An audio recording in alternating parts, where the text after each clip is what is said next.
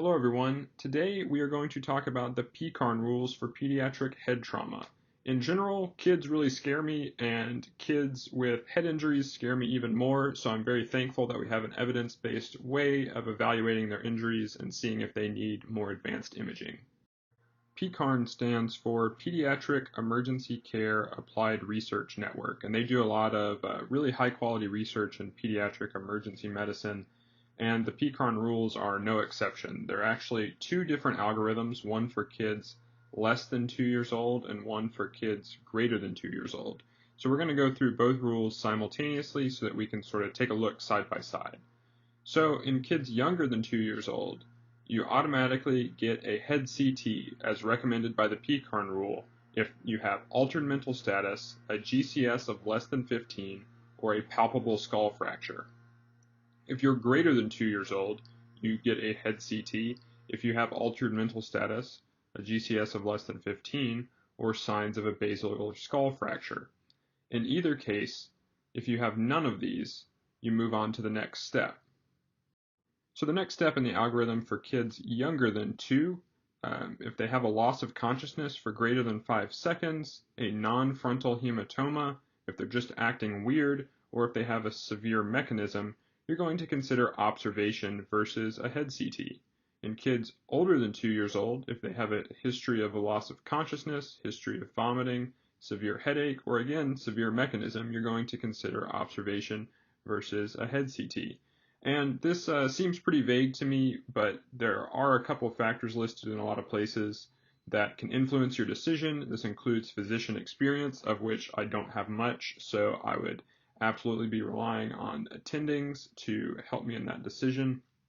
You can also consider multiple findings. So in this category, if they have 2 or 3 of these, this might point you more towards a head CT than just observation alone.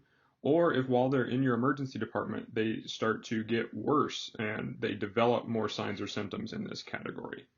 Finally, if their age is less than 3 months, you might consider a CT more strongly, or if the parents really have an opinion one way or the other, because CTs, especially in young people, aren't without risk, so fully explaining what the consequences of a CT are to the parents might also have an impact on your decision here. And if you have none of the things in the 2 categories above, regardless if you are younger than 2 years or older than 2 years old, you do not get a CT and you are cleared for discharge. So again, I think it's really important to define the terms that we're using in these algorithms. So what is altered mental status in the PECARN algorithm? Well, this definitely depends on patient age. So in younger people, you might see just maybe being more agitated than normal or sleeping more than normal, something like that. But these can also manifest similarly in older people and older kids where they are just more agitated, they're sleeping, difficult to rouse, that sort of thing. And whenever you can assess their memory, you might find that they are forgetful or slow to respond or acknowledge questions that you've asked. Severe mechanism is the next term we need to define in the PECARN algorithm. First up is MVC with ejection or rollover. And also included in this is an MVC where a passenger in the vehicle was killed. Next is a pedestrian or kid on a bike without a helmet versus a car. Then we have if you're less than 2 years old and fall from more than 3 feet, or greater than 2 years old and fall from greater than 5 feet, you fit in this category.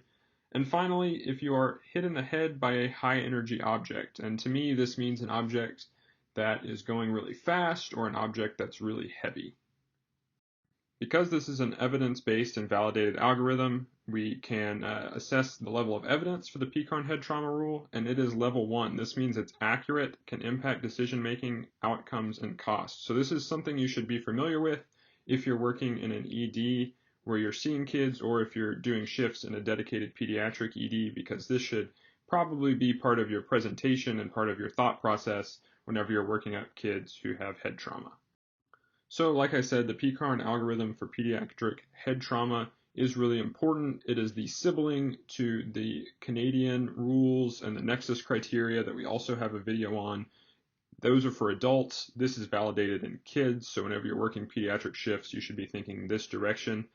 these are the resources I used to make this video and to learn more about the PECARN rules.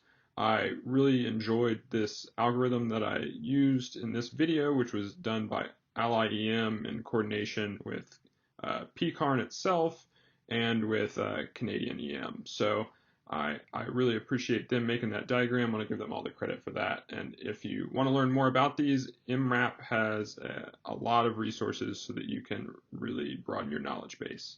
As always, thanks for listening.